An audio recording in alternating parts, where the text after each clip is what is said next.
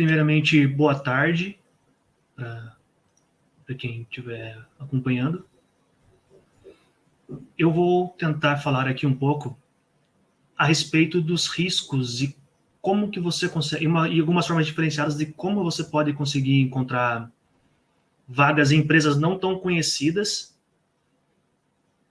em nichos de mercados diferentes, e como você consegue analisar alguns riscos de imigrar ou trabalhar remoto para essas empresas.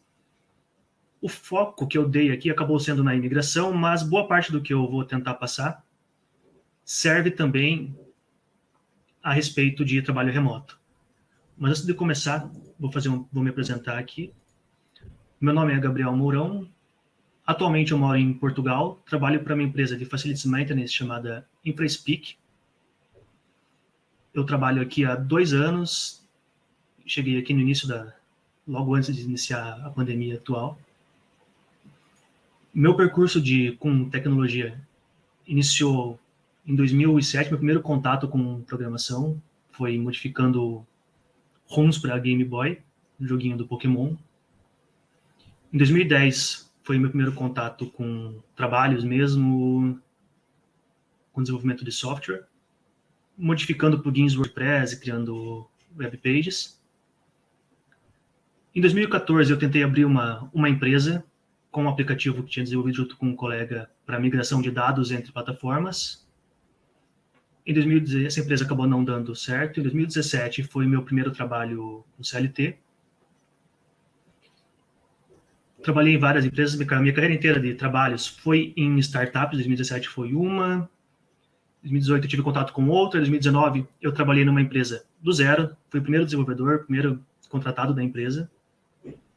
E em 2020 eu acabei recebendo uma proposta para vir morar em Portugal, trabalhar para a empresa daqui.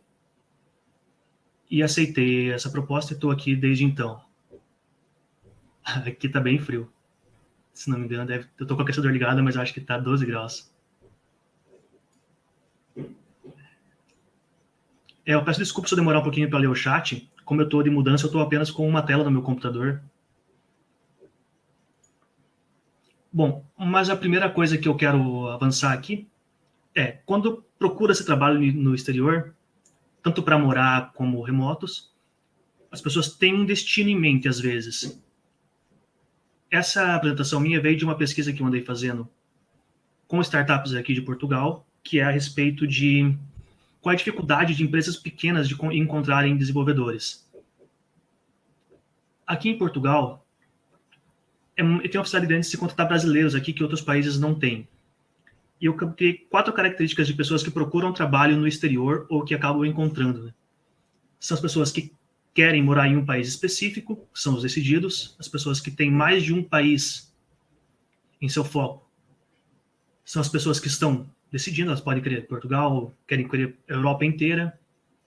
As pessoas que estão querendo morar fora do país, que não se importam muito para onde vão, só querem um trabalho no exterior. E casos de pessoas que não estavam procurando, mas acabam sendo contactados por um tech recruiter ou de alguma outra forma e acabam saindo para o exterior. No meu caso, eu me encaixo no último estágio aqui, porque não estava procurando trabalho no exterior na altura e acabei sendo contactado por um conhecido que me convidou para vir para cá. Essa questão de saber para onde quer ir impacta em algumas coisas na questão de riscos desse processo de imigração, tanto na questão de cultural, financeira e o planejamento, pois a forma como você escolhe o teu destino impacta no teu planejamento e na tua adaptação cultural. Eu posso falar com propriedade de Portugal, porque aqui tem uma cultura muito próxima do Brasil. É relativamente fácil de se migrar para cá, mas não deve ser tão fácil de se migrar, por exemplo, para o Japão, um país com uma cultura completamente diferente. Bom, tratando das opções que a pessoa tem quando sai do seu país, quanto maior a possibilidade de destinos que a pessoa tem em mente, é mais fácil dela encontrar uma vaga em um país, seja ele qual for. Muitas empresas, muitos setores diferentes. Já quando você tem menos opções, você tem destinos, por exemplo, eu quero ir para o Reino Unido, Inglaterra, Irlanda, reduz um pouco as empresas que você pode se aplicar, mas existem exceções, por exemplo, Alemanha, Estados Unidos, que possuem empresas de todos os setores, de muitas empresas, coisas que você, às vezes, não encontra em países menores, como Portugal, por exemplo. Alguns setores não vão ser encontrados aqui. E aqui entra o nosso primeiro fator de risco, que é imigrar para países com poucas opções ou trabalhando em um nicho muito específico. Você pode ter dificuldade de se realocar dentro daquele país caso haja algum imprevisto. Exemplo, se você migra para a indústria de automóveis elétricos aqui em Portugal, vai ser um pouco complicado você encontrar outro emprego aqui mesmo, caso dê algum problema no seu emprego atual. E no caso de pessoas que não se definem muito para onde elas querem ir, elas só querem ir, elas vão ter outras dificuldades, que vai ser o seu planejamento, que como você imigrou sem saber para onde ir, aconteceu uma oportunidade que surge que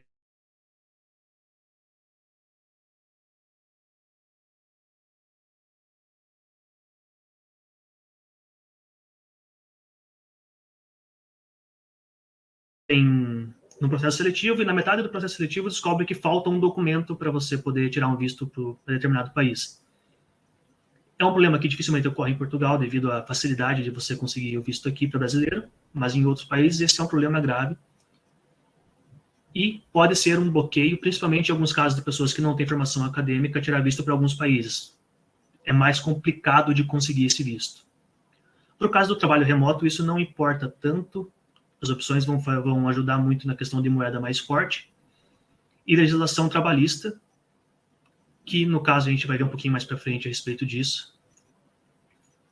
O planejamento, que é a fase mais importante no processo de imigração, acredito eu, é considerar também não só o teu planejamento pessoal, mas também o planejamento da empresa que você está optando ir, pois o planejamento da empresa pode ditar quais são as perspectivas de crescimento dentro dessa empresa, quais são as tecnologias que você pode trabalhar no futuro. E muitas vezes emigrar só por emigrar pode levar a um risco de você trabalhar com uma tecnologia que você não quer, com um cliente que não desenvolve como foco principal. Dentro desse mesmo tema do planejamento, muitas empresas, como está escrito aqui, fornecem um suporte inteiro da imigração do início ao fim, e algumas não vão fornecer. Isso é sempre importante de você levantar se esse suporte acontece ou não no início do processo, para não ter uma surpresa no final e descobrir que você foi selecionado para uma vaga, mas eles não vão te dar suporte nenhum de imigração. E o planejamento financeiro, que é importante, principalmente quando você vai mudar para algum país com moedas muito mais fortes do que o real ou qualquer outra moeda que use no seu país de origem. Porque o custo de vida no país vai ser complicado, você sempre pode correr imprevistos, e isso pode gerar um choque inicial que não vai ser muito agradável. Um exemplo que eu posso dar aqui foi quando eu cheguei aqui, eu tive que ser atendido por um médico, ainda não tinha o meu número de saúde, e eu tive que desembolsar uma quantidade boa de dinheiro para pagar uma consulta particular, para não ter uma dor de cabeça enorme de ter que ir atrás da documentação dos números de saúde antes de ser atendido. E isso também, planejamento financeiro, envolve a questão da moradia, que em muitos países da Europa, principalmente, é extremamente elevado, principalmente quando você quer morar em centros urbanos como Lisboa, Berlim, Amsterdã. E a sua entrada inicial sem o suporte da empresa pode ser uma complicação na questão financeira de conseguir o seu primeiro imóvel nesse país. A cultura, como todo mundo já é tido, é diferente de país para país. Alguns países vão ser mais parecidos, alguns países vão ser completamente diferentes. Mas quanto maior a sua variação de cultura, eu peço desculpas se eu acho que eu errei aqui este slide. Quanto mais distante a cultura for do país, é mais importante você pesquisar antes quais são as principais características, como que as pessoas lidam naquele país com imigrantes, e se a empresa em questão está acostumada a lidar com imigrantes, para facilitar a tua inserção na cultura local. Países como Portugal, por exemplo, tem uma integração muito fácil, mas, como exemplo que eu dei anteriormente, no Japão, provavelmente a integração na cultura local deve ser muito mais complicada do que aqui.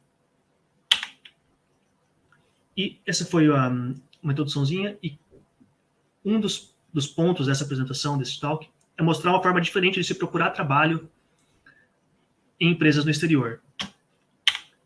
A forma mais comum que a gente vê são LinkedIn, sites de empregos como LinkedIn Jobs, Indeed, ou com contatos que algum recruiter faz consigo pelas redes sociais.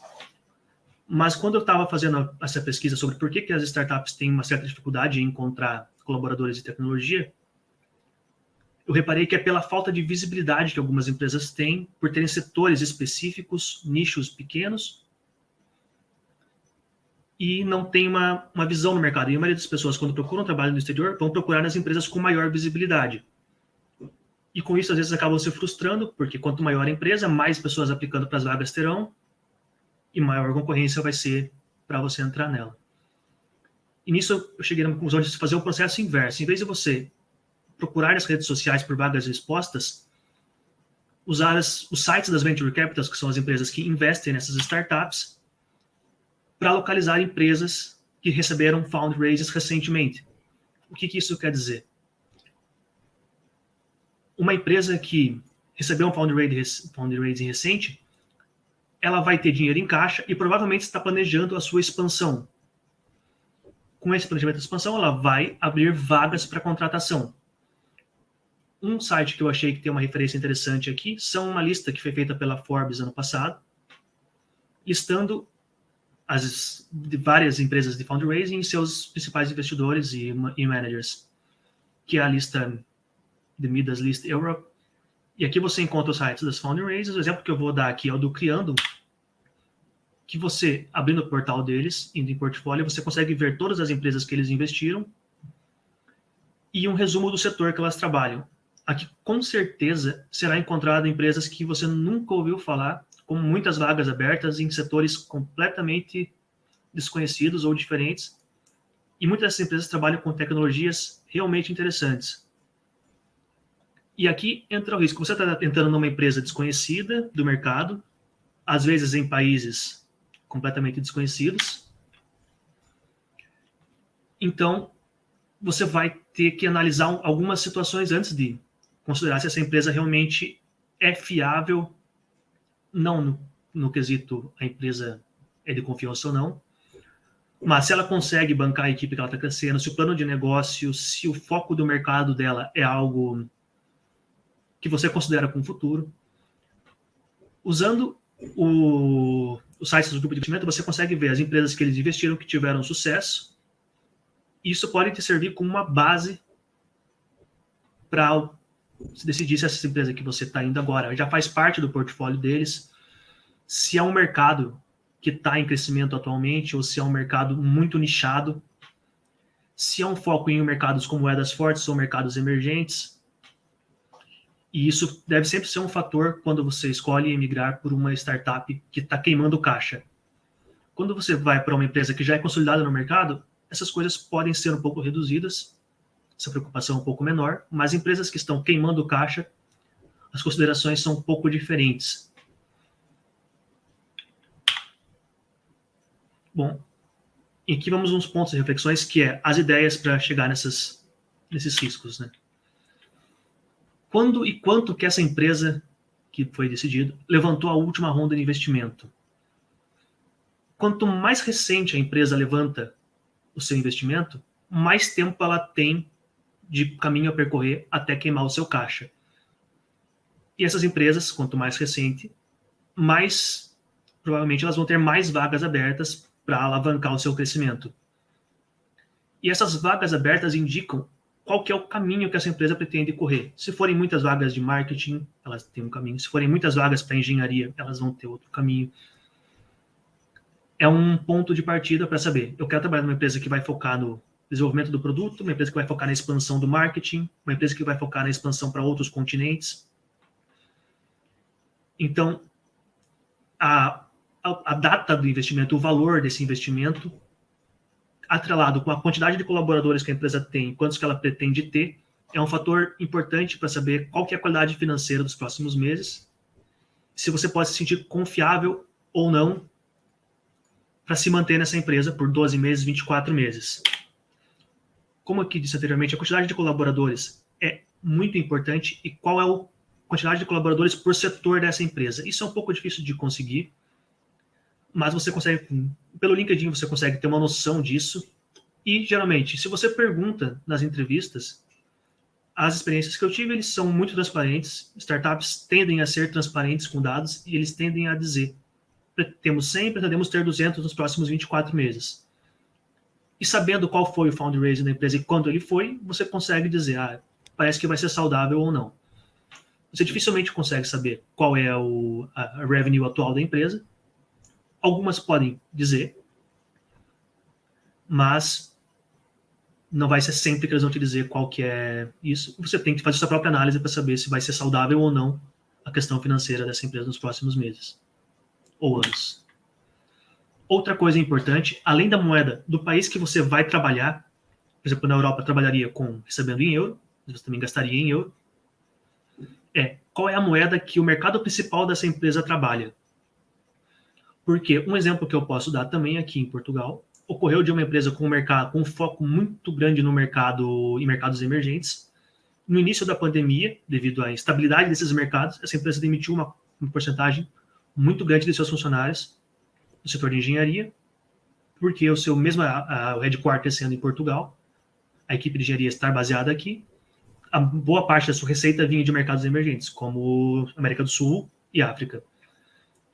Isso é um fator extremamente importante, saber se a tua empresa também tem um mercado local, que vai ser o porto seguro dessa empresa, caso algo ocorra em mercados que ela está tentando expandir.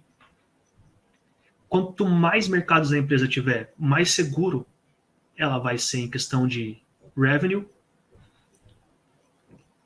E a região e o país que ela oferece seus serviços é o fator realmente importante para saber se essa empresa é tolerante a crises. Não significa que, por ter todo o seu mercado em euro ou em dólar, ela é tolerante a crises, mas ter muita parte do seu negócio focado em mercados emergentes quer dizer que ela é menos tolerante a crises do que uma empresa já consolidada no mercado. E aqui algo já dito aqui anteriormente, o mercado foco desta empresa é importante também, não só em questão de localização, continentes ou países, mercados emergentes são mercados desenvolvidos ou mercados em crise, mas também o nicho de mercado da tua empresa, tanto dentro do país como fora deste país, da onde ela é baseada, pois o nicho de mercado pode limitar o tamanho do crescimento e uma crise em um setor específico pode balançar toda a cadeia da empresa. Empresas de carros elétricos hoje em dia, por exemplo, estão num nicho em crescimento muito grande, mas empresas que não são ESG friendly, hoje em dia acabam tendo um certo risco maior devido às implementações que estão acontecendo hoje em dia. O exemplo que está aqui no final foi o que eu dei anteriormente, de empresas com países emergentes que acabam sendo suscetíveis a crises fora do seu headquarter. Este é um risco que deve ser cogitado e essa é uma informação que não é tão simples de se obter. No final da palestra, do talk aqui, eu tenho alguns linkzinhos que podem ajudar a obter essa informação, mas é algo que você pode questionar durante os processos seletivos, qual que é o mercado principal, aonde são os maiores clientes, e se a empresa, baseado no mercado também, se a empresa não depende muito de um único cliente ou de poucos clientes, que a crise nesses clientes também pode afetar a empresa em si. O nicho de mercado, quando você sai do mainstream, ele começa a ser algo a se prestar mais atenção. Empresas grandes geralmente atuam em vários nichos, tem várias vertentes, mas empresas menores, com focos em produtos específicos, acabam tendo uma pouca variedade de produtos que estão linkados a clientes maiores algumas vezes, ou clientes com demandas muito específicas. Trabalhar nesse mercado nichado, quando ele é muito regional, pode ser um risco, mas também pode ser algo que seja muito vantajoso, tanto para a empresa quanto para o colaborador, por ser uma coisa mais nichada, tende a ter menos concorrência no mercado. Porém, isso pode gerar um problema que descobrir lá na frente, que o nicho não consegue se alavancar tanto quanto era esperado. E ser algo nichado, você pode acabar se levando a trabalhar com uma tecnologia muito específica para resolver um problema muito específico, que quando você precisar de realocação, você vai estar em desacordo com a grande demanda do mercado. Isso pode ser bom, porque você pode ser mais valorizado por trabalhar com uma tecnologia muito nichada, ou pode ser complicado por trabalhar com uma tecnologia muito nichada. Vai ser difícil de se realocar. Importantíssimo, além das questões econômicas de moeda, são a legislação local. Isto eu creio que não seja tão relevante para o trabalho remoto, pois na maioria dos casos, se você mora no Brasil, você vai abrir uma PJ e vai assinar um contrato local com a empresa, emitir nota para o exterior. Mas, quando você trata de se mudar para um país, a legislação local é algo extremamente relevante. Alguns países têm leis protecionistas para o trabalhador. Posso dizer que Portugal é um destes. Mas eu não tenho experiência de morar nos Estados Unidos, conheço poucas pessoas que trabalharam lá, mas os contatos que eu tive dizem que lá é um pouco mais aberto essa lei, ela não é protecionista para o trabalhador. E migrar para empresas pequenas, com saber a legislação local para se proteger de correr riscos de chegar no país e não ter um trabalho, ou de ter pegadinhas em seu contrato, são histórias que eu já ouvi falar de pessoas que, quando estão no Brasil, recebem uma prévia do contrato e quando chegam no país, tem algumas coisas a mais do que elas receberam anteriormente. Então é sempre bom ter um auxílio jurídico nessa parte, quando se planeja morar em algum país com legislação diferente. Por mais que digam ser próximas e equivalentes, dificilmente uma lei vai ser equivalente a outra em outro país. Podem ser parecidas, mas vão ser diferentes. E alguns países, se não todos, existe uma legislação específica para trabalho com estrangeiros, que a empresa deve cumprir. E isso é algo que é muito complicado de se entender sem ajuda profissional. No mesmo caminho da questão da legislação de trabalhista, existe a questão da fiscalidade, que é a questão fiscal. Saber como funciona a parte fiscal do país para onde você está morando, o que vai ser deduzido do seu salário com imposto, o que é que você precisa declarar, como você declara isso. Há países que exigem que você abdique da sua morada fiscal brasileira total para se ligar ao país novo. Há países que não há necessidade, creio que a maioria é necessário.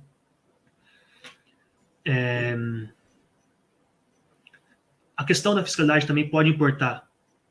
A questão do teu valor salarial. Há países em que você recebe menos, mas paga menos imposto. Há países com faixas de salário maiores, mas que pagam impostos absurdos em cima da tua renda.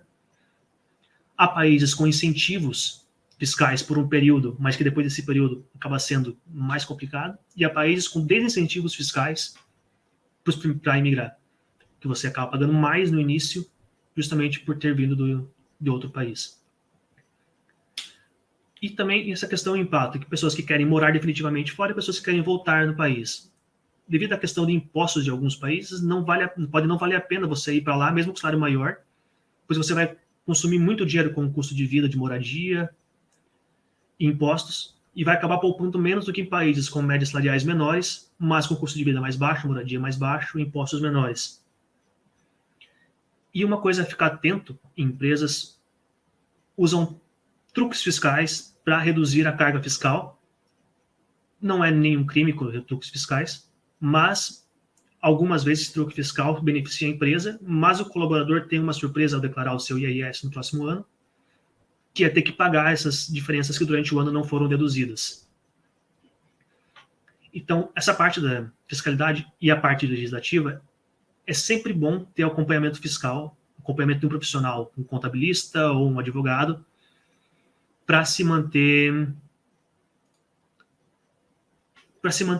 com um conhecimento fiel do que é que vai acontecer com o teu salário e quanto você de fato vai receber daquele valor.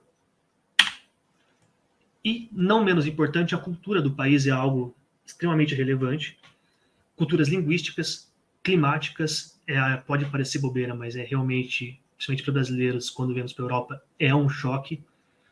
Costumes. Eu posso dizer que aqui em Portugal eu não senti muita diferença, mas países nórdicos é de conhecimento que eles são um pouco diferentes. Alimentação é uma diferença cultural que pode chocar. Mesmo aqui em Portugal, eu digo que eu fiquei um pouco em choque com a questão da alimentação. Demorei para me adaptar com a comida. E olha que ela é bem parecida com a brasileira. E algo que é um pouco complicado quando você se muda em questão cultural é os centros urbanos, como Lisboa, Berlim, eles têm uma vida e um contato com estrangeiros maior, mas eles têm um custo de vida muito elevado. E algumas empresas se posicionam em cidades fora dos centros urbanos, justamente para reduzir o custo de vida. Mas quanto mais interioranas são as cidades, ela vai ter menos contato com estrangeiros e a adaptação dentro dessas cidades pode ser um pouco não tão amistosa quanto seria nas cidades grandes. Agora, se a pessoa gosta muito de morar no interior, ela pode se adaptar muito bem. Dificilmente uma empresa vai ser realmente no interior. Vão ser cidades na redondeza das grandes metrópoles. A linguística é uma questão interessante, porque mesmo em Portugal, falando português, gera-se desentendimentos em algumas palavras e algumas situações. E a cultura da forma como é falado e a fala em si, mesmo querendo dizer a mesma coisa, podem se parecer que estão discutindo às vezes, quando na verdade não estão. Isso é uma questão que leva um tempo para se acostumar. Países que falam línguas completamente diferentes, como o holandês, francês, que são línguas que é difícil de compreensão, menos populares, digamos assim. Mesmo que a empresa fale inglês primeiro, como língua principal, a língua local vai fazer falta e vai ser necessário um período de adaptação para falar a língua local. E nesse caminho, uma coisa que ajuda muito no processo de imigração são as empresas já multiculturais, com pessoas de muitos países, que tendem a ter inglês como língua principal, mas dependendo do país, elas vão ter a maioria das pessoas falando a língua natal, e elas acabam se comunicando na língua do país, quando estão entre si, e pessoas de outro país que não entendem a língua local podem se sentir deslocadas, gerando alguma espécie de descontentamento. Essa questão da língua, inglês como língua primária, em alguns mercados, não Europa, não Estados Unidos, elas tendem às vezes não são inglês como primária, mercado chinês, mas isso é um mercado mais específico. No Japão também, algumas empresas exigem que se fale japonês, mas não é a maioria. A comunicação, como eu disse, a linguística é algo importante. Mas eu já citei anteriormente ali o que era. E aqui eu tenho alguns links de como você pode localizar algumas informações sobre essas startups, sobre valores, sobre custo de vida nos países. O Numbeo é um site que você coloca uma cidade e outra e compara o custo de vida de um país com outro, uma cidade com outra. O Glassdoor é um site de conhecimento geral, eu acredito, onde você consegue ver reviews, salários, processos seletivos das empresas. Esta é a lista que eu passei no início, onde você consegue localizar empresas de venture capitals e, a partir dessa empresa, entrar nos portfólios delas e ver quais são as startups que receberam aporte recentemente. O TechCrunch é um site também que você consegue ver notícias sobre empresas que receberam investimento, sobre compras, sobre aquisições, sobre fusões de startups. E o EU Startups é no mesmo caminho, mas para empresas da Europa. Bom, aqui está o meu e-mail. Caso tenham alguma dúvida a respeito do que eu falei, o meu LinkedIn está aqui embaixo. Também sintam-se à vontade para mandar e-mail ou se conectar no LinkedIn. Eu não uso Twitter, então não tenho mais. Essas são as únicas formas que eu estou disponível de contato.